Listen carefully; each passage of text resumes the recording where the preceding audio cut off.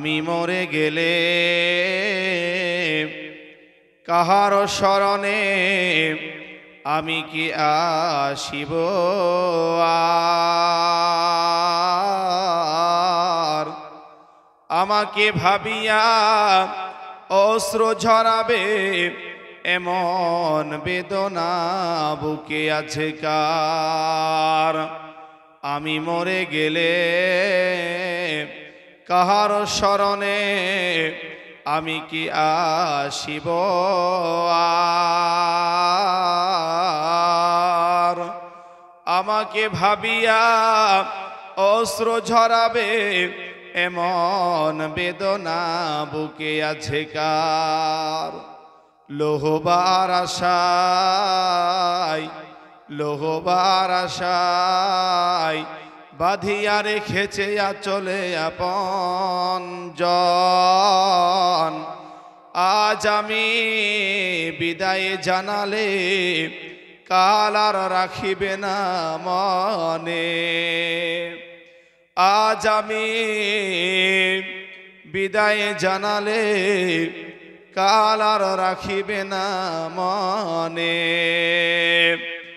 আশা আর যাওয়া আশা আর যাওয়া দুনিয়ার নীতি শোনো গো বন্ধুগণ। আজ আমি বিদায় জানালে কাল আর রাখিবে না মনে। আজ আমি বিদায় জানালে কাল আর রাখিবে না মনে। আমি মরে গেলে কাহার শরণে আমি কি আসিব আর?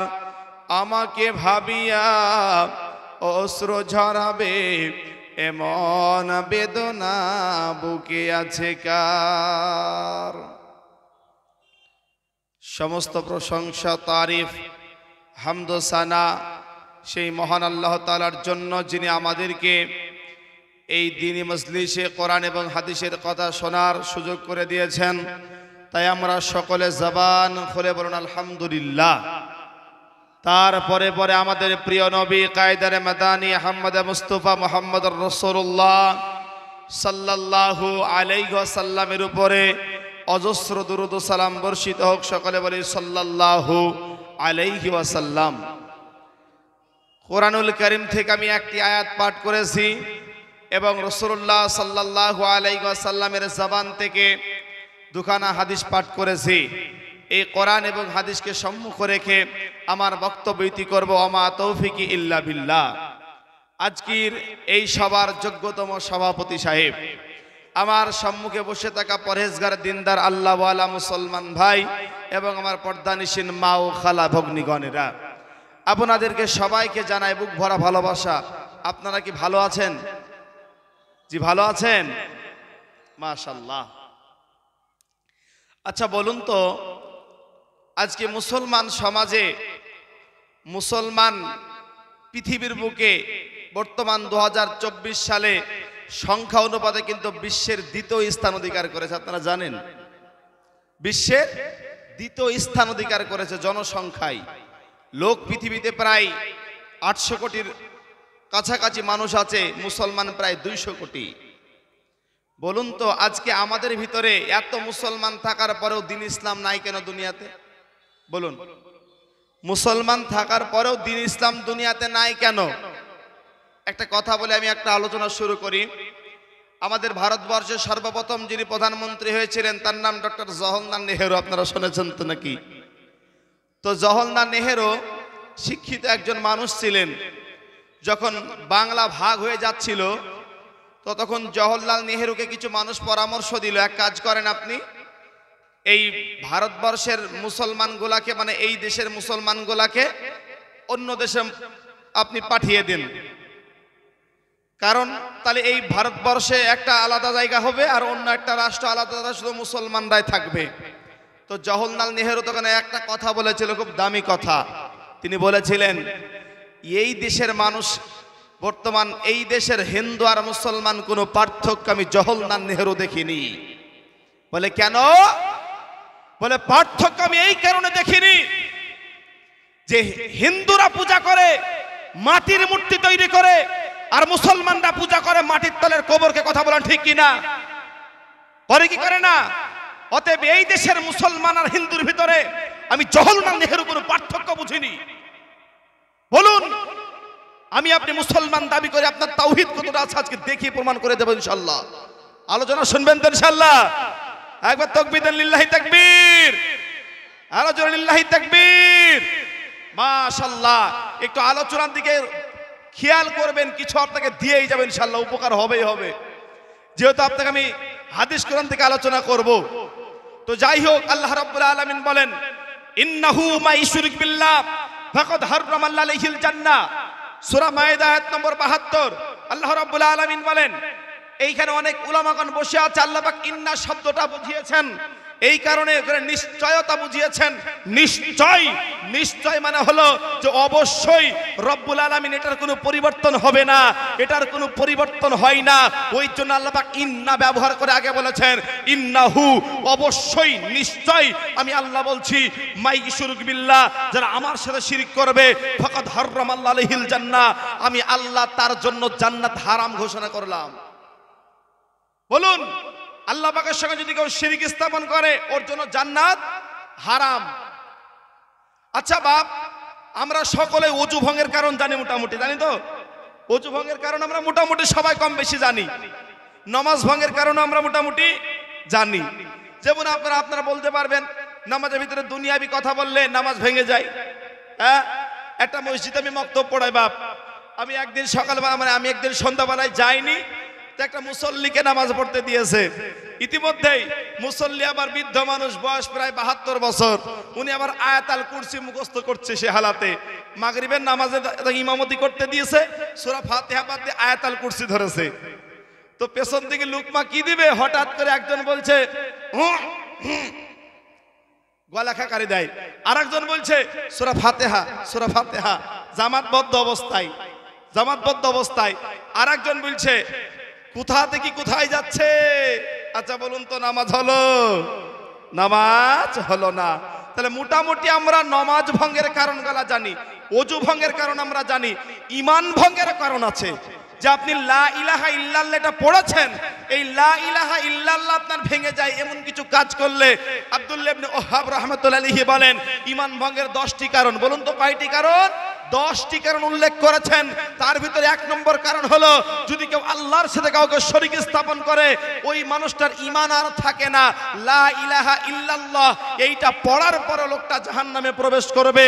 এই কারণে ওই লোকের ঈমানটা ভেঙে গেছে, ঈমানটা ভেঙে গেছে, আর ঈমান নেই।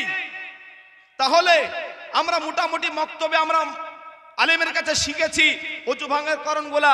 প্রস্রাব পায়খানা করলে, বাথরুমে গেলে ওযু নষ্ট হয়ে যায়, ঘুমালে ওযু নষ্ট হয়ে যায়, এগুলো আমরা মোটামুটি আমরা শিখেছি। এইখানে বলুন তো, ঈমান ভঙ্গের যে 10টা কারণ আছে, কোন এক ভাই, যুবক ভাই বলতে পারলে আমার পক্ষ থেকে প্রাইজ দেব। বলো ঈমান ভঙ্গের কয়টা কারণ? 10টা। বলুন তো সেই 10টার ভিতরে 5টা বলো দেখি। পারবেন না? আচ্ছা বাপ, আপনি কয় বছর ধরে আলোচনা শুনেন?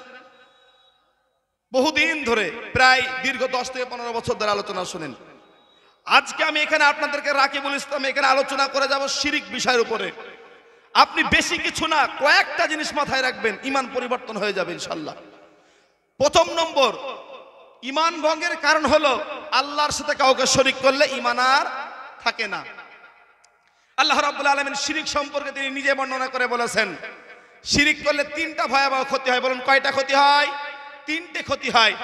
1, আল্লাহ বলেন ইন্নাহু মা ইশরিক বিল্লাহ ফাকাদ হারামাল্লাহু আলাইহিল জান্নাহ, যারা শিরিক করবে তাদের অবশ্যই ওই ব্যক্তি জাহান্নামে যাবেই যাবে, আমি আল্লাহ ওর জন্য জান্নাতকে হারাম ঘোষণা করলাম। 1, ওই ব্যক্তি কোনোদিন জান্নাতে যাবে না। কোন ব্যক্তি কোনোদিন জান্নাতে যাবে না? যে শিরিক করে আল্লাহর সাথে বিনা তওবায় মারা গিয়েছে, তওবা করেনি, এই হালাতে শিরিকি হালাতে মারা গিয়েছে। আল্লাহ তাআলা বলেন ওর জন্য আমি আল্লাহ কোনোদিন জান্নাত দিব না, ওর জন্য জান্নাতকে হারাম ঘোষণা করেছি। একটা ক্ষতি।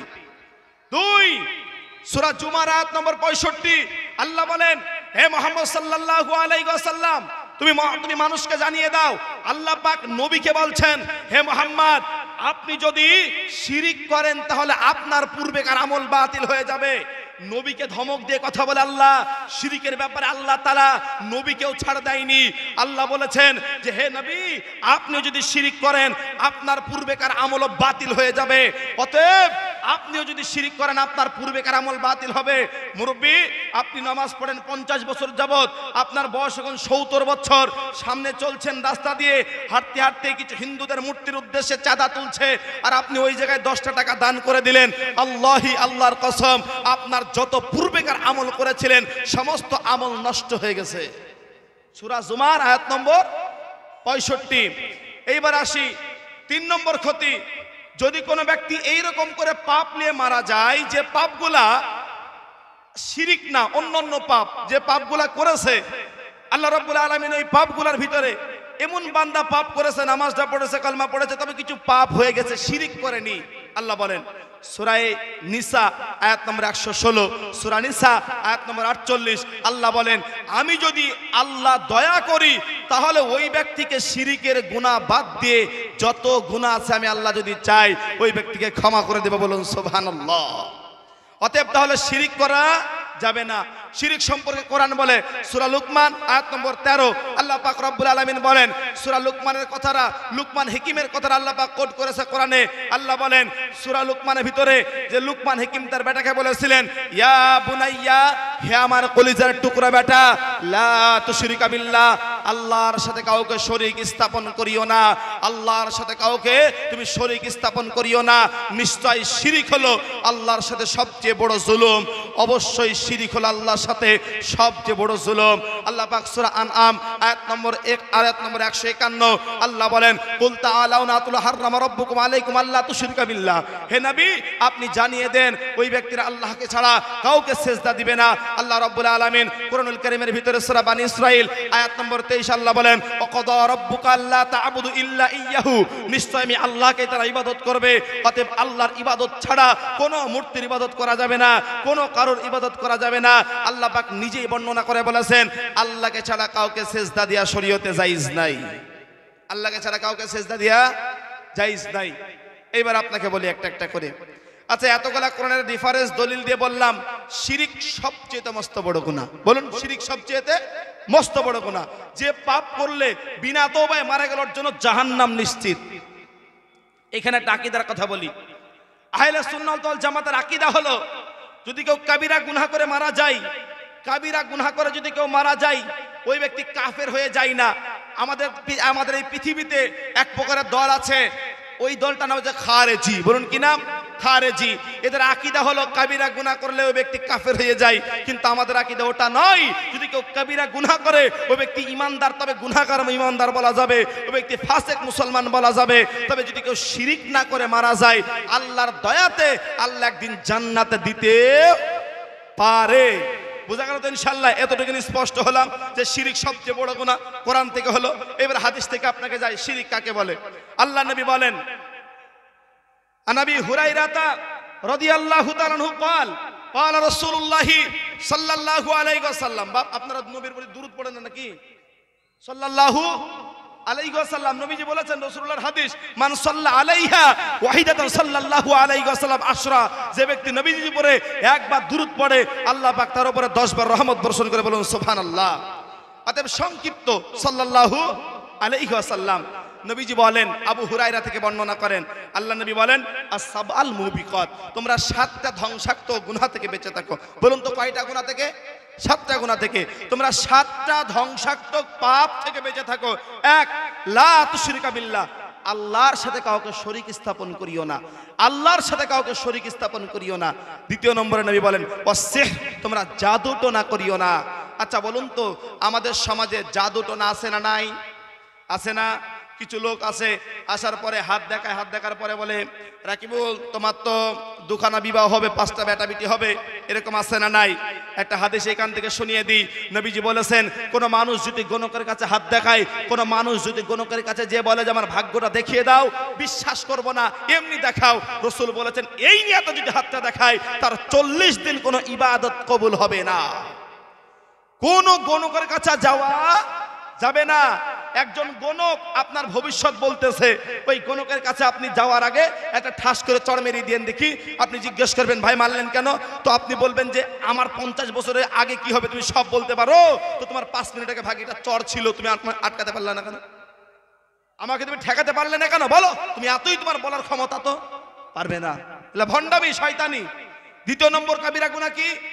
জাদু টোনা। জাদু টোনা করলে ইমান নষ্ট হয়ে যায়।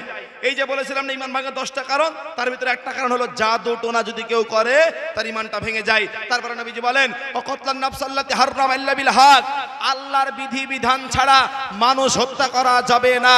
একজন মুসলমান আর একজন মুসলমানের জন্য, একটা মুসলমান অপর মুসলমানের রক্ত হারাম। আল্লাহর নবী যখন বিদায় হজ্জে ভাষণ দিয়ে বলেছিলেন আজ যে কোনো মুসলমান একজন মুসলমান নিরাপত্তা স্থান পেয়ে গেল, অতএব একটা মুসলমান অপর মুসলমানের ভাই ভাই, কেউ কাউকে রক্তাক্ত করবে না। কোরআন বলল সূরা নিসার ভিতরে আল্লাহ পাক বলেছেন বিনা অন্যায় যদি কাউকে একবার হত্যা, একটা মানুষকে হত্যা করে তো গোটা পৃথিবীর মানুষকে হত্যা করার সমান তার গুনাহ হয়। অতএব 3 নম্বরে গুনাহ হলো যে ওই ব্যক্তি কাউকে হত্যা করবে না। 4 নম্বরে নবী বলেন ওয়াকুলু মালুল ইয়াতীম, ইতিমের মাল ভক্ষণ করিও না। সূরা নিসার ভিতরে আয়াতে আছে আল্লাহ পাক বলেন যারা ইতিমের মাল ভক্ষণ করে তারা জাহান্নামের আগুন ভক্ষণ করে। বলুন তো এখানে আপনাকে করে বলি, আপনার বড় ভাই মারা গিয়েছে, আপনার আব্বা বেঁচে আছে, আপনার আরো সব ভাইগুলা বেঁচে আছে, ওই এতিমের উপরে কি অত্যাচারটাই হয় বাড়িতে, বাপ কত অত্যাচার হয়, বাড়ি থেকে পর্যন্ত তাড়িয়ে দেয়। অতএব তাড়িয়ে দিয়েন না। 5 নম্বরে নবী বলেন রিবা, তোমরা সুদ থেকে মুক্তি থাকো। 6 নম্বরে নবী বলেন জিহাদের ময়দান থেকে পালিয়ে যাবে না। 7 নম্বরে নবী বলেন কোন মুমিনা, কোন মুত্তাকিনা একজন মহিলার নামে তোমরা অপবাদ লাগাবে না। এই 7টা অপরাধ থেকে রাসূলুল্লাহ বাঁচতে বলেছে। সর্বপ্রথম কি বলেছে? তোমরা আল্লাহর সাথে কাউকে শরীক স্থাপন করবে না। আল্লাহর নবী সাল্লাল্লাহু আলাইহি ওয়াসাল্লাম মুআজ বিন জাবালকে 10টি উপদেশ দিয়েছিল। বলুন তো কয়টি উপদেশ দিয়েছিল? 10টি। আল্লাহ নবী বললেন ইয়া মুআজ রাদিয়াল্লাহু আনহু বলেন লাব্বাইক ইয়া রাসূলুল্লাহ, আমি হাজির আছি, আপনি বলুন। আমার নবী আবার ডেকে বললেন ইয়া মুআজ, জি ইয়া রাসূলুল্লাহ। নবী বললেন মুআজ লা তুশরিকা বিল্লাহ, আল্লাহর সাথে কাউকে শরীক স্থাপন করিও না। অকুতিল তাওয়াহুরিকতা, মুআজ তোমাকে যদি কেটে পিস বানিয়ে দেওয়া হয়, জ্যান্ত যদি আগুনের ভিতরে পুড়িয়ে দেওয়া হয়, তারপরেও তুমি আল্লাহর সাথে কাউকে শরীক স্থাপন করিও না। মুআজ আল্লাহর সাথে কাউকে শরীক স্থাপন করিও না। বলুন তো আল্লাহর সাথে যদি কাউকে শরীক স্থাপন করতে আল্লাহ নবী বললেন মুআজ তোমাকে যদি কেটে পিস বানিয়ে দেয়, তারপরে আল্লাহর সাথে কাউকে শরীক করা যাবে না। হাদিস থেকে আমরা স্পষ্ট হলাম শিরিক কত ভয়াবহ পাপ। নবীজি বলেন শিরিক কত ভয়াবহ পাপ। কিয়ামতের ময়দানে আল্লাহর সামনে যখন অনেক বান্দা দাঁড়াবে, অনেক বান্দা মানে হাজার হাজার বান্দা যখন কিয়ামতের ময়দানে দাঁড়াবে, আল্লাহ বলবেন হে ইবনে আদম, হে আদমের সন্তানগুলা কোথায় আছো, আজকে আমার সামনে দাঁড়িয়ে যাও। এই বাক্য বলার পর আল্লাহ বলবেন হে ইবনে আদম, তোমার পাপ যদি আসমান থেকে জমিন পর্যন্ত থেকে যায়, তোমার পাপ যদি আসমান থেকে জমিন পর্যন্ত থেকে যায়, আমি আল্লাহ বলে দিলাম তোমার আমলনামায় যদি শিরিকের মতন গুনাহ না থাকে, তোমার আমলনামায় যদি শিরিকের মতন জঘন্য গুনাহ থাকে, তোমার আমলনামায় যদি শিরিকের মতন জঘন্য অপরাধ না থাকে, আমি আল্লাহ বলে দিলাম ওয়ালা উবালি, আমি আল্লাহ পরোয়া করি না তুমি কত বড় পাপী, আমি রব তোমাকে মাফ করে দিয়ে জান্নাত দিয়ে দেব। বলুন সুবহানাল্লাহ। তাহলে শিরিকের মতন গুনাহ আমাদের দ্বারাই যেন না হয়। তাহলে কোরআন থেকে স্পষ্ট হলাম যে শিরিক সবচেয়ে বড়, হাদিস থেকে স্পষ্ট হলাম যে শিরিক সবথেকে বড়। এইবার আসি শিরিক মানে কি। শিরিক মানে কি? শিরিক মানে যে অংশীদারি, ভাগাভাগি স্থাপন করা। আপনারা 2 ভাই, আপনার আব্বা মরে গেছে, বলুন তো আপনার ওই আব্বার জমিটা আপনারা 2 ভাগে, মানে 2 ভাই সমান ভাগে ভাগ পাবেন কি পাবেন না? এটাকে বলা হয় শরিক। তো এই শরিক স্থাপন করা শিরিক মানে আল্লাহর ক্ষমতা বান্দার সাথে ভাগাভাগি করা। বলুন তো এই গোটা আসমান জগৎ সৃষ্টিকর্তা মালিক কে? আল্লাহ। ওয়াহু আলা কুল্লি শাইইন কদির, সমস্ত সৃষ্টির ক্ষমতাবান হলেন আমার আল্লাহ। অতএব আল্লাহর সঙ্গে কাউরির এই রকম করে করা যাবে না। আল্লাহর সাথে কাউকে শরীক স্থাপন করা যাবে না, এটা সবচেয়ে মানে ভয়াবহ পাপ। এইবার আপনার দিকে আসি যে রব্বুল আলামিন শিরিককারী যদি কেউ শিরিক না করে মারা যায়, অন্য অন্য গুনাহ যদি থাকে, ওই ব্যক্তি জান্নাতে যাবে। হাদিস দিয়ে আপনাকে শিরিকের ব্যাখ্যার দিকে যাব। হাদিসটা আপনাকে শুনিয়ে দিই। আল্লাহ রাব্বুল আলামিন যখন জান্নাতীদেরকে জান্নাতে দিয়ে দিবেন, জাহান্নামীদেরকে যখন জাহান্নামে দিয়ে দিবেন, ইতিমধ্যে আল্লাহ রাব্বুল আলামিন বহু বছর পর এই জাহান্নামের তল থেকে একজন ব্যক্তি কান্নার আওয়াজ, ইয়া হাইয়ুল ইয়া কাইয়ুম, ইয়া হাইয়ুল ইয়া কাইয়ুম। নবী বলেছেন, আল্লাহর নবী দুনিয়াতে জানিয়ে দিয়েছেন ইয়া হাইয়ুল ইয়া কাইয়ুম, এই দুইটা নামকে ইসমে আজম বলা হয়। নবী বলেন এই দুইটা বাক্য যদি কেউ আল্লাহর কাছে, এই দুইটা বাক্য দিয়ে যদি কেউ আল্লাহর কাছে কোনো দোয়া করে, নবী বলেন এই দোয়াগুলো আমার রব সাথে সাথে কবুল করে দেয়। বলুন সুবহানাল্লাহ। নবী বলেন আল্লাহ তাআলা অনেক দিন পর ওই জাহান্নামের তল থেকে আওয়াজ আসে ইয়া হাইয়ুল ইয়া কাইয়ুম, আমার রব জিবরাইল আমিনকে বলবেন যা রে দেখ তো জাহান্নামের তল থেকে কোথায় আওয়াজ হয়। ইতিমধ্যে জিবরিল আমিন জাহান্নাম, গোটা জাহান্নামটা তন্ন পার করে তোল পার করে খুঁজবে, কোথাও সেই মানুষটাকে খুঁজে পাবে না। আবার আল্লাহর কাছে ফিরে এসে বলবে ও মালিক আমি তো কোথাও সেই মানুষটাকে খুঁজে পেলাম না। আমার আল্লাহ ডেকে বলবেন জিবরাইল রে তোকে তো ডাকে দেয়নি, ওই ব্যক্তি আমি আল্লাহকে ডাকে দিয়েছে, অতএব তুই আর পাবি না।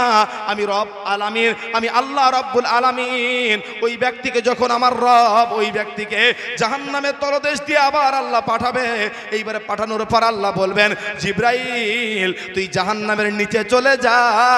আর জাহান্নামের নিচে যাওয়ার পর রব্বুল আলামিন দেখবে, জিবরিল আমিন দেখবে একটা মানুষ উপুড় হয়ে পড়ে কয়লার মতন হয়ে গেছে, কান্না করছে ইয়া হাইয়ুল ইয়া কাইয়ুম, ইয়া হাইয়ুল ইয়া কাইয়ুম বলে কান্না করে। জাহান্নামে থেকে উপরে ওঠা হবে, আল্লাহ ডেকে বলবেন বান্দারে তুই কি চাস আমাকে বল। ইতিমধ্যে বান্দা বলবে আল্লাহ তোমার কাছে আমার কোনো কিছু চাওয়ার নাই। রব্বুল আলামিন এই যে জাহান্নাম কত কঠিন আল্লাহ, এই জাহান্নাম হৃদয়টা আমার এতটাই গভীর করে দিয়েছে, এই জাহান্নাম এতটাই কঠিন আমার আগুনে আমার কলিজাখানা পুড়ে দিয়েছে। আল্লাহ বলেছেন সুম্মা লা ইয়ামুতু ফিহা ওয়ালা ইয়াহইয়া, যারা জাহান্নামে যাবে এরা কোনোদিন মরবে না, যারা জান্নাতে যাবে এরা কোনোদিন মরবে না, আখিরাতে মউত বলে কোনো কিছু হবে না। ওরে মুসলমান একটা কথা মনে রাখবেন, যতদিন দুনিয়াতে বাঁচবেন এই হাদিসটা স্মরণে করে রেখে দিবেন আব্বাজান। এইবার ইতিমধ্যেই আমার রব ওই ব্যক্তিকে বলবে তোমার মনের আশা বলো। তখন বান্দা বলবেন আল্লাহ গো তোমার কাছে একটাই আমার চাওয়া, আমাকে জাহান্নাম থেকে তুমি বের করে একটু জাহান্নামের গেটে পৌঁছিয়ে দাও। আল্লাহ বলবেন বান্দারে এরপরে আমি আল্লাহকে আর কোনোদিন তুই ডাকবি নে।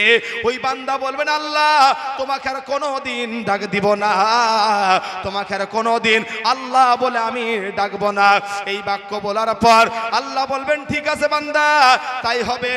আবার অনেক দিন পর বান্দা আবার ডাকতে শুরু করেছে ইয়া হাইয়ুল ইয়া কাইয়ুম, আমার আল্লাহ ডেকে বলে বান্দারে তুই যে বললি আমি আর কোনোদিন তোমাকে ডাকবো না, অতএব আবার কেন তুই ডাক দিয়েছিস বল।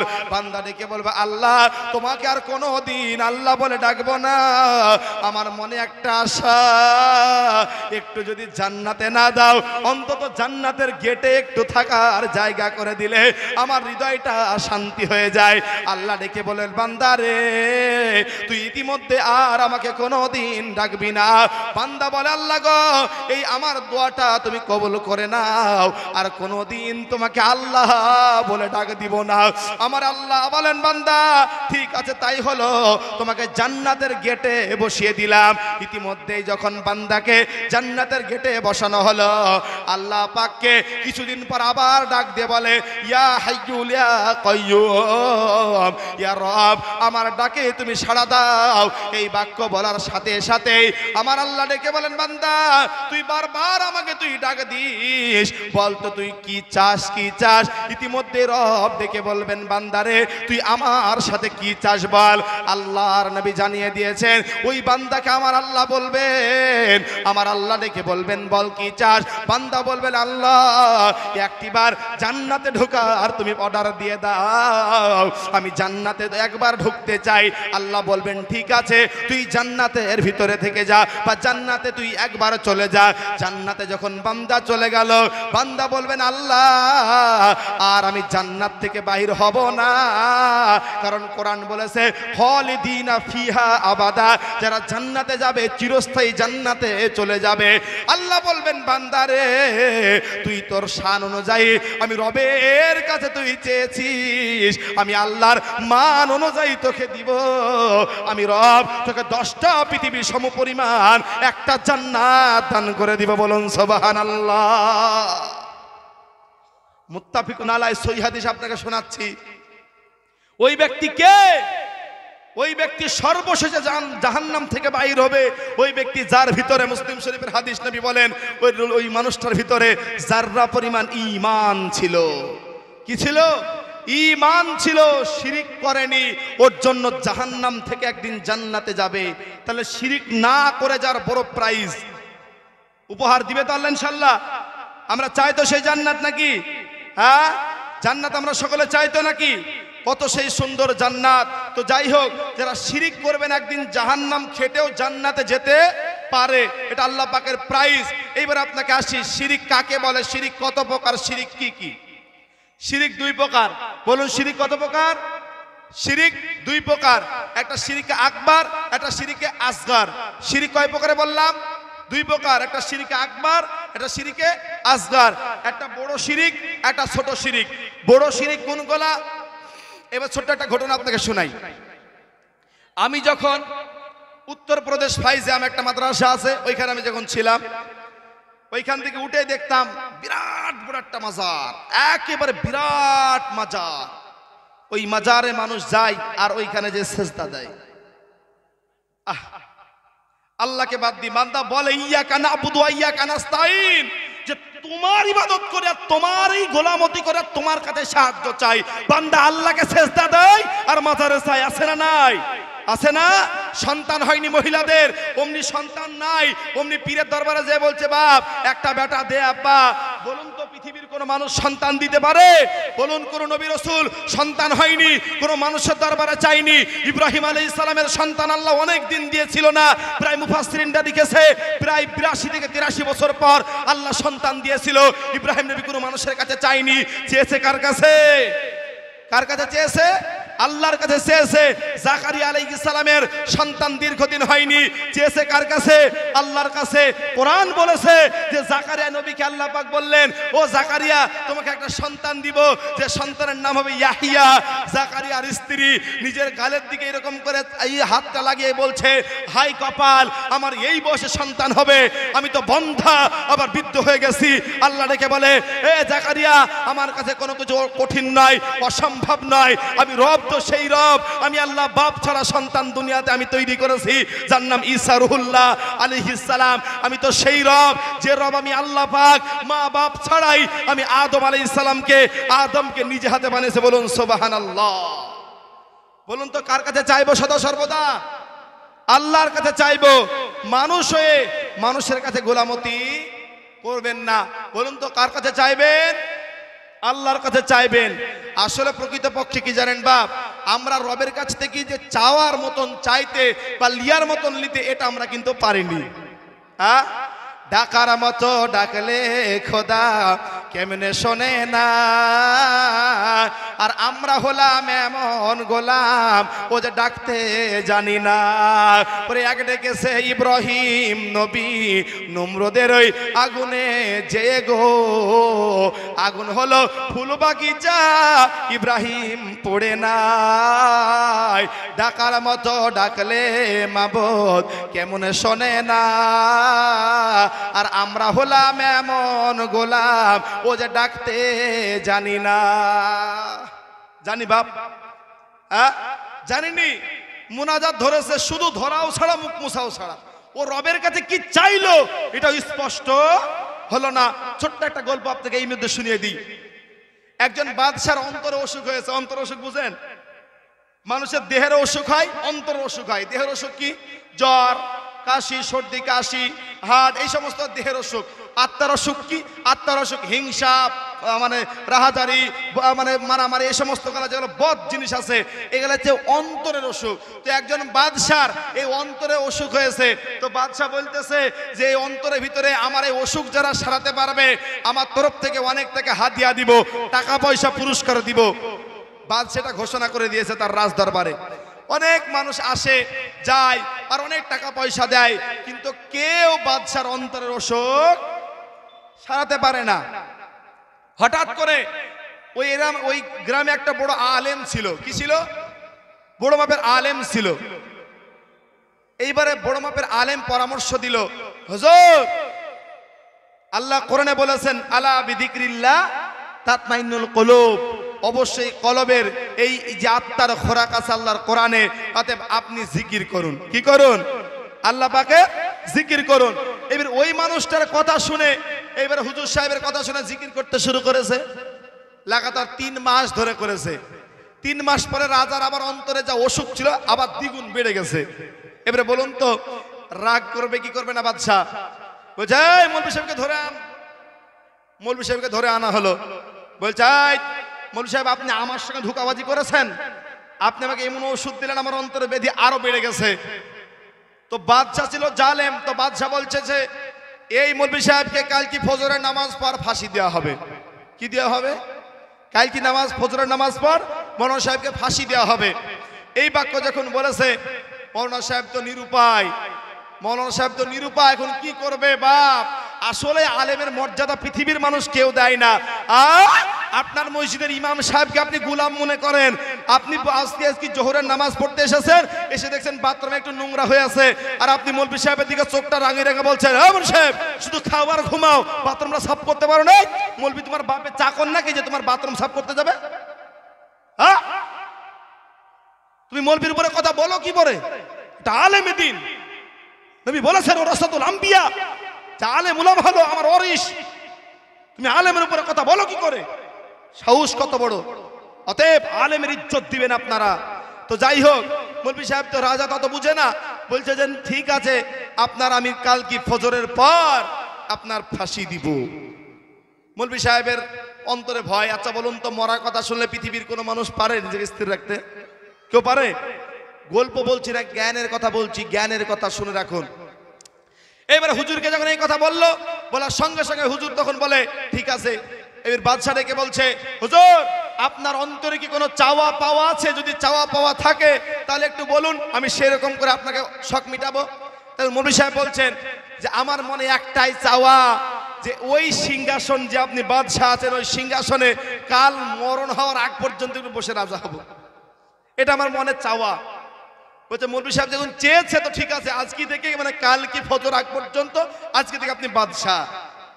ওই এলাকা দিয়ে যখন মৌলভী সাহেব এরকম চেয়ারে বসেছে, ইতিমধ্যেই একটা বাদামওয়ালা বাদাম বিক্রি করতে যাচ্ছে, বাদাম বাদাম করে যাচ্ছে। ইতিমধ্যে হঠাৎ করে ওই মৌলানা সাহেব বলছে বাদামওয়ালাকে ধরো। বাদামওয়ালাকে ধরা হলো। বলছে বাদামওয়ালাকে কালকে আসর পর ফাঁসি দেওয়া হবে। ধরে আনা হলো। এইবারে বাদামওয়ালাকে আচ্ছা বলুন তো, বাদামওয়ালার কোনো দোষ আছে? কোনো দোষ নাই, নির্দোষ। এইবারে বাদামওয়ালা বাদশাহ দরবারে দাঁড়িয়ে আছে। হঠাৎ করে বাদশাহ তখন বলছে, মানে এই মৌলভী সাহেব এখন তো বাদশাহ, বলছে এক কাজ করো, একে ওই ঘরের ভিতরে বন্দি করে দাও। বন্দি করে দেওয়া হলো। আর দেওয়ার পর একটা খারাপ মহিলাকে ডেকে আনার পর বলছেন, মহিলাকে ডেকে বলছেন, শোনো মহিলা, এই বাদামওয়ালার সাথে তুমি যদি খারাপ কাজ করতে পারো তাহলে তোমাকে আমি প্রায় 10 লক্ষ টাকা পুরস্কার দিব। আচ্ছা বলুন তো, বাদামওয়ালার ফাঁসি কখন হবে? আসরের পর। আর এইরকম হালাতে এই রাতটা কাটাবে একটু জেলখানার ভিতরে, একই জেলের ভিতরে। কাকে দিয়েছে বসিয়ে? একই জেলের ভিতরে ওই বাদামওয়ালাকে আর একটা সুন্দরী যুবতী নারীকে ওই একই হুজরার একই ঘরের ভিতরে বসিয়ে দিয়েছে। এবারে ওই মহিলা বিভিন্ন রকমের কায়দা কৌশল করে চাই যে আমার দিকে আকৃষ্ট হোক ওই যুবকটা। আচ্ছা বলুন, ওই সময় কোনো মানুষ কোনো দিকে চাইবে? যুবকটা চোখের পানিতে ঝরঝর করে কান্দে আর বলে, আল্লাহ কোথা থেকে এসেছিলাম, আমার কি হয়ে গেল, এই বাক্য বলে আর চোখের পানিতে কান্না করে। ইতিমধ্যে হঠাৎ করে মৌলানা সাহেব বাদশাকে ডাক দিয়ে বলে, ও হুজুর, একটু আমার সাথে আসুন তো, একটু জেলখানার দিকে আপনাকে যেতে হবে। এই বাক্য বলার পর হুজুর এইবারে বাদশাকে নিয়েছে জেলখানার ভিতরে। যখন একটা গোপনে তাকিয়ে তাকিয়ে দেখছে যে ওই একজন বাদামওয়ালা আল্লাহর কাছে দুটো হাত তুলে চোখের পানিতে কাঁদে আর বলে, রব্বানা, হায় আমার আল্লাহ, আমি কি করতে আসলাম? আমার ছোট ছোট বাচ্চাগুলা মারা যাবে আল্লাহ, ওরা না খেতে পেয়ে মারা যাবে। দুনিয়া থেকে আমি যদি চলে যাই, আমার মা আছে, আমার আব্বা আছে, এদেরকে আমি এই কর্ম করে খাইয়াই, ওরা বেঁচে আছে দুনিয়ার ভিতরে। অতএব আমি যদি এখন মারা যাই, আমার আর দুনিয়াতে আপন বলে কেউ থাকবে না। এই কথা বলে আর আল্লাহর কাছে দুই নয়নে চোখের পানিতে কান্না করে। হঠাৎ করে তখন ওই মহিলা ওই যুবককে আকৃষ্ট করার জন্য হাজার অঙ্গি ভঙ্গি করছে। সকাল হতে না হতেই বাদশাহ তখন মৌলানা সাহেবের পা ধরে বলছে, হুজুর গো, আমি বড় ভুল করে ফেলেছি, আমি বড় ভুল করেছি। বলে, কেন কেন বলুন বলুন। তখন বলে, হুজুর, আপনি যে রাত্রিবেলায় আমাকে সচক্ষে একটা ঘটনা দেখালেন, ওই যে বাদামওয়ালা আল্লাহর কাছে যেভাবে কান্না করে আল্লাহর কাছে চেয়েছিল, আমি কোনোদিন ওই রকম করে আল্লাহকে ডাকিনি, কোনোদিন আমি ডাকিনি। তো পাবো কোথা থেকে বলুন? হাকিকতে আমরা ওই রকম হয়েছি, আল্লাহকে কিন্তু আমরা ওই রকম করে ডাকতে পারিনি। তো যাই হোক, আল্লাহকে ডাকতে হবে ওই রকম করে। আল্লাহ পাক নিজে বলেছেন, তোমরা আমাকে ভয় এবং আশার মাধ্যমে আল্লাহর কাছে ডাকো, আল্লাহকে সাড়া দাও। বলছিলাম, তাহলে সমস্ত চাওয়া আশা কার কাছে রাখবো? আল্লাহর কাছে রাখবো। শিরিক দুই প্রকারের, একটা বড় শিরিক, একটা ছোট শিরিক। একটা বড় শিরিক, একটা ছোট শিরিক। বড় শিরিক কোনগুলা? আল্লাহকে বাদ দিয়ে যারা ডাইরেক্ট কাউকে মেনেছে, মূর্তি পূজা করে, মূর্তি পূজা করে, যিশুর পূজা করে, উজাইরের পূজা করে, এইগুলা বড় শিরিক। আর ছোট শিরিক কোনগুলা? আপনাদের সমাজে, আমাদের সমাজে ছোট শিরিকগুলো আছে। আমি কি একটু ছোট শিরিকের কথা বলবো বাপ? একটু বলবো? আচ্ছা, আপনার আলোচনায় বিরক্ত হচ্ছেন নাকি? হ্যাঁ, একটু ছোট শিরিক সম্পর্কে বলি, যে গুটি কয়েক ছোট শিরিক সম্পর্কে বলি। এইবারে দেখুন, আমাদের মা বাপ, আগেকার মুরব্বা একরামদের কথা ছিল, বাবা যখন রাস্তায় বেরোবি, পেছন দিকে যেন কেউ ডাকলে পেছন দিকে যেন সাড়া দিবিনি, কারণ পেছন থেকে ডাকলে অমঙ্গল হয়। কথা আছে না? শিরিক বলা যাবে না, গুনাহ হবে বললে। নতুন নতুন গরু কিনে এনেছে, গরু বলছে ওকে পায়ে পানি দে, তারপরে গোয়াল ঘরে ভর।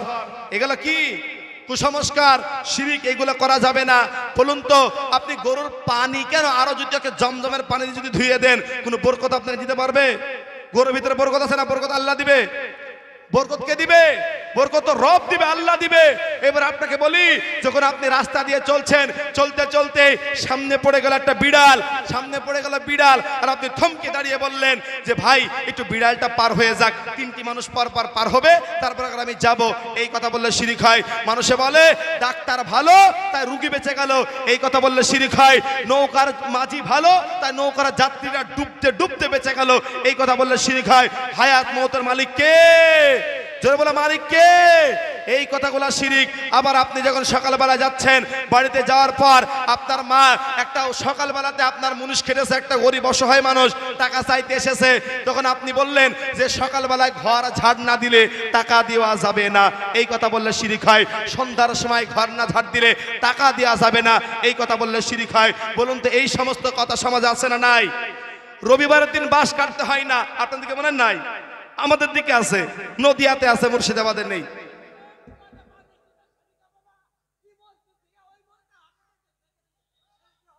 মাশাআল্লাহ, মাশাআল্লাহ। তো বিষয়টা হলো যে এই গেলে আমরা কুসংস্কার সমাজের ভিতরে আছে। বাপ আমার কথা আপনারা রাগ করেন? আব্বা রাগের কথা তো বলছি না বাপ, একটু বোঝার চেষ্টা করুন। যদি কোনো প্রশ্নের হয় লিখিত ভাবে দিবেন, আমার সভাপতি ভাই আছে সেটা গ্রহণ করবে। আলোচনা যদি আপনাদের কষ্ট হয় বা ই লাগে, আপনার কোনো সমস্যা নাই, যেটা আলোচনা করব ভিত্তিহীন আলোচনা করব না। বলুন তো রবিবারের দিন বাঁশ কাটতে হয় না, এইরকম প্রথা আমাদের সমাজে নাই? বলে রবিবারের দিন বলে বাঁশের জ্বর আসে। কত বড় কথা বলে! ও রবিবারের দিন যদি আমার বাপ মরে আমি বাঁশ কাটবো না? কাটবো না? এরকম কুসংস্কার মানা যাবে? বলুন তো সমাজে আছে না নাই? এগুলো সমাজে পরিপূর্ণ হয়ে গেছে। আপনি কি বলছেন যে সমাজের একটা বাচ্চা জন্মের পর থেকে কবরে যাওয়া পর্যন্ত গোটা জিন্দেগিটা শিরক দিয়ে ভরপুর আছে? আপনি কি দেখাচ্ছেন নিজেকে? ইমানদারি হবে না কোথায়? আল্লাহ পাক সূরা আল বাকারার ভিতরে 171 নম্বর আয়াতে বলেছেন, ওই পূর্ব দিকে সেজদা দেওয়ার নাম ইমানদারি নয়। ইমান তো থাকে এই অন্তরের ভিতরে। আপনার তাওহীদ যদি ঠিক না থাকে, ওয়াল্লাহি আল্লাহর কসম করে বলে যায়, আমি রাখি বলে এখানে 1 ঘন্টা আলোচনা করে সমাজ পরিবর্তন করার ক্ষমতা আমার নেই। যদি আপনাকে একটা হিদায়াতের কথা শোনাতে চাই, আল্লাহ নবী বলেছেন, আলী একটা মানুষের কথা বলবে, একটা কথা যদি তোমার মেনে নেয়, আলী শোনো, মক্কার বুকে সবচেয়ে লাল উটটা সাদকা করলে যে পরিমাণ নেকি পাও, ওই একই পরিমাণের নেকি তোমার আমল নামে হবে। বলবেন না সুবহানাল্লাহ? অতএব ওই নিয়াতে আপনাকে আলোচনা শোনাতে এসেছি। ফাযাক্কির ইন্নামা আনতা মুযাক্কির। আল্লাহ বলেছে মানুষকে পৌঁছিয়ে দাও। ইন্নাকা লা তাহদি মান আহবাবতা। আল্লাহ যাকে চাই তাকে হিদায়াত দিবে। অতএব কে হিদায়াত পাবে আর কে না পাবে এটা আমার দেখার প্রয়োজন নাই। কে আমার কথায় হাসলো আর কে আমার কথায় কানলো, কে খুশি হলো কে রাগ করলো, এটা আমার কোনো প্রয়োজন নাই। কারণ নবী বলেছে, একটা কোরআনের আয়াত জানলেও, একটা হাদিস জানলেও মানুষের কাছে পৌঁছিয়ে দাও। কার কাছে পৌঁছিয়ে দাও? মানুষের কাছে পৌঁছিয়ে দাও। অতএব এই যে সমাজে আমাদের শিরিকগুলো আবির্ভাব হয়েছে, এই শিরিকের মতন জঘন্য পাপ থেকে আমাকে আপনাকে বেরোতে হবেই হবে ইনশাল্লাহ। এবার আপনাকে আরেকটা কথা বলি, যে বাচ্চা ছেলে মুসলমানি দিয়েছে, দেওয়ার পর হাতে একটা লোহার মানে কি বলে বালা পরিয়ে দিয়েছে, আবার লোহার একটা কি দিয়েছে মানে জালের খেজালের কাঠি দিয়ে দিয়েছে, হাতে একটা দাউলি দিয়ে দিয়েছে, বলে এইগুলা তুই নিয়ে যা, জিন ভূতে ধরতে পারবে না। হ্যাঁ, তাহলে কোথাকার কালচার খুঁজে পেয়েছেন আপনি? হিন্দুর কালচার আপনি বসাচ্ছেন আপনার ভিতরে? হ্যাঁ, বলে বইয়ে লাথি লাগলে বলে বিদ্যা বলে উঠে যায়। আবার আপনি বলছেন মা লক্ষ্মী দানা। কি লক্ষ্মী? মা লক্ষ্মী দানা। আপনি একটা দানাকে বলছেন মা লক্ষ্মী দানা। আচ্ছা বলুন তো, মা লক্ষ্মী একটা হিন্দুদের পূজার নাম না? হ্যাঁ, আপনি এই বাক্য বললেন কেন? এগুলা যে কথার ভিতরে শিরিক। আপনাকে ছোট শিরিক দেখিয়ে দিচ্ছি, আপনি হুচট খেয়ে পড়ে যাচ্ছেন। আপনি বলছেন ও মা গো। আপনি ওখানে কি বলতে হবে? আল্লাহু আকবার বা ইন্না লিল্লাহ বলতে হবে। আপনি ও মা গো বললেন কেন? আপনার বয়স যে 80 বছর, আপনি এখন এই বাক্যটা শিখতে পারেননি? কেন পারেননি? কে শিখাবে আপনাকে? এগুলা মৌলবীর কাছে যেতে হবে, যার পর হুজুরকে বলবেন, হুজুর একটু আমাকে এইগুলো দেখিয়ে দেন। নিজের বাস্তব জীবনে প্রচার করতে হবে। কথা বুঝে আসলো আপনাদের বাপ? যে এইগুলা সমাজের ভিতর থেকে হাঁটাতে হবে। আল্লাহ নবী সাল্লাল্লাহু আলাইহি ওয়াসাল্লাম যখন মক্কা বিজয় করলেন, মক্কা বিজয় করার পর কাবা শরীফের ভিতরে যখন আল্লাহ নবী ঢুকলেন, ঢুকার পর কাবা ঘরের ভিতরে যে দেখছে একটা দুটো নয়, 360টা মূর্তি। জোরে বলুন, কয়টা মূর্তি? 360টা মূর্তি টাঙ্গানো আছে। মূর্তিগুলা কার? তো মূর্তিগুলা ছিল ইব্রাহিম আলাইহিস সালাম, মূর্তিগুলা কার? আদম আলাইহিস সালাম, মূর্তিগুলা কার? নূহ আলাইহিস সালাম, মূর্তিগুলা কার? দাউদ আলাইহিস সালাম, মূর্তিগুলা কার? লাত, মানাত, হুজ্জা, হুবাল, এই সমস্ত মানুষগুলার মূর্তি টাঙ্গিয়ে দিয়ে দিয়েছিল এইখানে। আল্লাহর নবী যখন কাবার ভিতরে ঢুকলেন, হাতে একটা লাঠি নিয়ে কোরআনের আয়াত পড়ে, ওয়াকুল জাল হক ওয়া জাহাকাল বাতিল ইন্নাল বাতিলা কানা জাহুকা। আমার নবী এই আয়াত পড়ে আর সমস্ত ছবি মূর্তিগুলোকে লাথি মেরে খান খান করে ভেঙে দিলেন, একেবারে তুসনস করে দিলেন। একটাও ছবি মূর্তি আর দুনিয়াতে বাঁচিয়ে রাখলেন না। মুসলমান শুনে রাখুন, এই মুসলমান জাতি হলো, এই মুসলমান জাতি দুনিয়াতে শিরক বর্জন করবে, তাওহীদ প্রতিষ্ঠা করবে, এটাই মূল উদ্দেশ্য। ও দরদি মুসলমান, আপনাকে বলি, আপনার সন্তানকে একটা পট কিনে এসে দিয়েছেন, পটটা ঘোড়ার আকৃতি। আপনার বাচ্চা ছেলে পুতুল নিয়ে খেলা করে, আপনি জানেন এই পুতুলের মুখ আছে, ওটা একটা এক রকমের সাদৃশ্য মূর্তি। আপনি এইগুলা খেয়াল করছেন না। আর আপনাকে বলতে গেলে আপনি বলেন মৌলভী সাহেব কি বলে? হ্যাঁ, মৌলভী সাহেব কি বলে বললে তো হবে না বাপ, এগুলো আপনার ক্যান্সার। এগুলো আপনার ভিতর থেকে হাঁটাতে হবে। এই জমিনে তাওহীদ প্রতিষ্ঠা করতে হবে আর শিরককে বর্জন করতে হবে। বলুন তো এই শিরক আমাদের সমাজে আছে না নাই? আবার মা বোনেরা বলে জমক ওয়ালা খাস নামা, যমক বাচ্চা হবে, আছে না নাই? এবার হাস্যকর শিরিক। আমি মাঝে মধ্যে বলি, যার বাচ্চা আল্লাহ দেয়নি ওকে যমক কলা খাওয়া দিয়ে কটা বাচ্চা হয় দেখি? হবে? হবে না। ইসলাম কোনো অযৌক্তিক কোনো ধর্ম নয়। ইসলামটা একটা পূর্ণাঙ্গ জীবন ব্যবস্থার নাম ইসলাম। তুমি ইসলামকে হাসি ঠাট্টার ছলে তুমি গ্রহণ করেছো, ইসলাম তুমি বুঝবে কি করে? তোমার দিনটা যায় না পাক্ষে, তোমার দিনটাই তো যায় না পাক্ষে, আবার ঘুমাতে যাও তুমি না পাক্ষে, তো তুমি ইসলাম বুঝবে কি করে? অতএব ইসলাম বুঝতে হলে, ইসলাম মানতে হলে পড়াশোনা করে বুঝুন, তারপর ইসলাম করুন। কোরআন বলেছে আল্লাযী খলাকাল মাউতা ওয়াল হায়াতা লিয়াবলুয়াকুম আইয়ুকুম আহসানু আমালা। রব্বুল আলামিন তিনি নিজেই বর্ণনা করে বলেছেন যে তোমাদের হায়াত আর মউত আমি আল্লাহ দিয়েছি পরীক্ষা করবার জন্য। তোমাদের ভিতরে আহসানু আমালা, কে উত্তম আমল করতে পারে। বন্ধু আমার, উত্তম আমলের কথা আল্লাহ বলেছে, বেশি আমলের কথা আল্লাহ বলেননি। তুমি অল্প আমল করো, আমলটা যেন কোরআন সুন্নাত মোতাবেক হয়। আমার ভাই একটা কথা বলেছিলেন শিরিক এবং বেদাত সম্পর্কে, হয়তো বা সময় এগিয়ে যাচ্ছে নাকি বা? তো আমার আব্বাজান, আমি তো শিরিক সম্পর্কে বললাম, বেদাত সম্পর্কে কয়েকটা বলবো, আপনারা শুনবেন ইনশাআল্লাহ। বেদাত করলে তার ভয়াবহ পরিস্থিতি কি হবে? বিদআত কাকে বলে? বিদআত মানে হচ্ছে নতুন জিনিস। বলুন কি জিনিস? নতুন জিনিস। আল্লাহ নবী সাল্লাল্লাহু আলাইহি ওয়াসাল্লাম বলেছেন, মান আমিলা আমারান লাইসা আলাইহিম আমরুনা ফাহুয়া রাদ। যে এমন আমল করবে যেটা আমার শরীয়তে নাই, ওইটা কোনোদিন গ্রহণযোগ্য হবে না। বলুন তো, আমার নবীকে বাদ দিয়ে আল্লাহর নবীর সামনে একদিন হযরত উমর একটা ছোট্ট কাগজ পড়ছিলেন। নবী বলেন, উমর এই কাগজটা তুমি কি পড়ছো? উমর বলেন, আল্লাহর নবী এই কাগজটা আমি পড়ছি তাওরাত। আল্লাহর নবী বলেন, উমর এই তাওরাত তুমি পড়ে কি করবে? তখন উমর বললেন, নবী গো এই তাওরাতটা আমি পড়ছিলাম। নবী সঙ্গে সঙ্গে আল্লাহ নবী উমরের দিকে রাগ করে বলেন, উমর শোনো, আজ যদি মুসা নবী দুনিয়াতে আসতো, আজ যদি ঈসা নবী দুনিয়াতে আসতো, তাহলে আমি নবী মুহাম্মাদের অনুগত করে চলতো, আমি রাসূলুল্লাহকে তারা মানতো। আল্লাহর নবী এই কথাটা বলার পর নবী বললেন, মান আমিলা আমারান লাইসা আলাইহিম ফাহুয়া রাদ। যে এমন আমল করবে যেটা আমার শরীয়তে নাই, সেটা কোনোদিন গ্রহণযোগ্য হবে না। বলুন তো, আমরা নবীর তরিকা অনুযায়ী চলবো কি চলবো না? কোরআন বলেছে, ওমা তাকুমুর রাসূল ফাখুযুহু, আমার নবী যেটা দিয়েছে ওইটা মানো, আর আমার নবী যেটা নিষেধ করেছে ওইখান থেকে তোমরা ফিরে এসো। বলুন তো, আমরা যদি নামাজ পড়ি, আমরা যদি কোনো পীরের তরিকায় নামাজ পড়ি, আল্লাহ নামাজ কবুল করবে? নামাজ কবুল করবে? তরিকা কার হতে হবে? মুহাম্মদ সাল্লাল্লাহু আলাইহি ওয়াসাল্লামের তরিকা অনুযায়ী আমল করতে হবে। বলুন তো, ইসলাম পূর্ণাঙ্গ জীবন ব্যবস্থার নাম, তাই তো নাকি? আল্লাহ নবী যখন বিদায় হজ্জে ভাষণ দিলেন, নবীজি প্রথম নম্বর বললেন, ও আমার সাহাবারা, তোমাদের সামনে কি আমি দিন পৌঁছে দিয়েছি? সাহাবারা, জি ইয়া রাসূলুল্লাহ, আমাদের সম্মুখে আপনি দিন পৌঁছে দিয়েছেন। আল্লাহ পাক রব্বুল আলামিন আয়াত নাযিল করলেন, আল ইয়াউমা আকমালতু লাকুম দীনাকুম ইসলামা, আজ কি তোমাদের জন্য আমি রব্বুল আলামিন দিনকে পরিপূর্ণ করে দিলাম, পূর্ণাঙ্গ দিন ইসলামকে কমপ্লিট করে দিলাম। নবী, আজকে আমি রব্বুল আলামিন এই দিনকে পরিপূর্ণ, স্বয়ং পরিপূর্ণ করে দিলাম। বলুন তো, ইসলামের ভিতরে কোন একজন বুজুর্গের দিনে সেই আইনটা পালন করবে, এরকম কোন বিধান আছে নাকি? না, রাসূলুল্লাহ সব কোট করে দিয়েছেন কোরআনে, যা কিছু আছে, যা কিছু হাদিসে আছে, সমস্ত কিছু কোট করে দিয়েছেন। একটাই কারণ, আল্লাহ নবী সাল্লাল্লাহু আলাইহি ওয়াসাল্লামকে মানলে আল্লাহকে পাওয়া যাবে। আল্লাহ পাক বলেছেন সূরা আল ইমরান আয়াত নম্বর 31, আল্লাহ বলেন, নবী আপনি বলে দেন, কুল ইন কুনতুম তুহিব্বুনাল্লাহ ফাত্তাবিউনি ইউহিব্বুকুমুল্লাহ ওয়া ইয়াগফির লাকুম যুনুবাকুম আল্লাহু গফুরুর রহিম। হে নবী, আপনি আপনার উম্মতদেরকে বলে দেন, যদি ওরা আল্লাহকে পেতে চায়, ওরা যদি আল্লাহর নৈকট্য লাভ করতে চায়, ওরা যেন আপনাকে ভালোবাসে, ওরা যেন আপনাকে অনুসরণ করে, তাহলে আমি আল্লাহ রাব্বুল আলামিন বললাম, আপনাকে যারা মহব্বত করবে, অনুসরণ করবে, তাদের পূর্বেকার জীবনের গুনাহগুলোকে আমি রব ক্ষমা করে দেব। বলুন সুবহানাল্লাহ, জোরে বলুন সুবহানাল্লাহ। এইবারে বলুন তো, তাহলে আমরা নবীজির তরিকা অনুযায়ী চলবো তো ইনশাআল্লাহ? এইবারে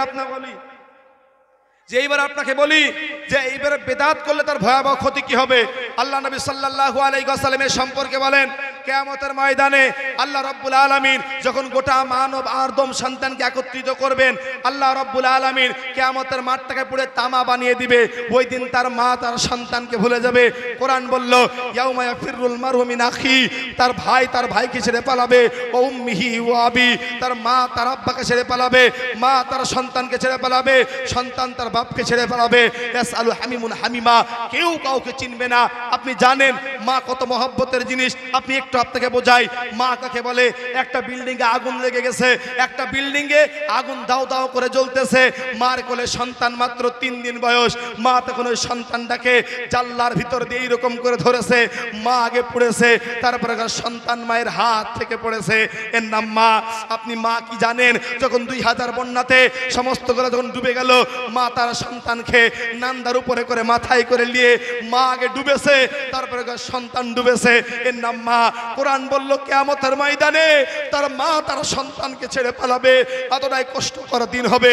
কোরআন তার প্রমাণ দিয়ে বলেছেন ইয়াসআলু হামিমুন হামিমা, কেউ কাউকে পরিচয় দিবে না।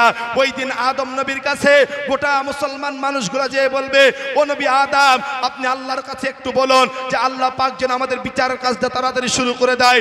আদম নবী বলবে আমি পারবো না, তোমরা চলে যাও শরীয়তের প্রথম নবী নূহ কাছে। এবার নূহর কাছে যে বলবে আমরা পারবো না। এরকম করতে করতে আমাদের নবীর কাছে আসবে, আল্লাহ নবী সুপারিশ করবে তার উম্মতের জন্য। আল্লাহ নবী যখন হাউজে কাউসার, আল্লাহ বলেন ইন্না আতাইনাকাল কাউসার, হে নবী আপনাকে আমি আল্লাহ কাউসার দান করে দিয়েছি। এই কাউসার কি? মুহাদ্দিসগণ বলেছেন এই কাউসারটা আল্লাহ পাক রাসূলুল্লাহকে দিয়েছেন হাসরের ময়দানে। হাউজে কাউসার দুধের চেয়ে তো সাদা, দুধের চেয়ে তো সাদা, মধুর চেয়ে তো মিষ্টি। এই হাউজে কাউসার এক গ্লাস যদি কেউ পান করে গোটা কিয়ামতের বিভীষিকা কামায়, তার আর কোনো ক্ষতি করতে পারবে না, তার আর কোনো অসুবিধা হবে না। আল্লাহর নবী হাউজে কাউসারের কাছে যাবে, যাওয়ার পর আল্লাহ রাসূল একটা একটা করে উম্মতকে আনবে, আনার পর বলবে উম্মাত আজকে খাও, তোমরা পান করো।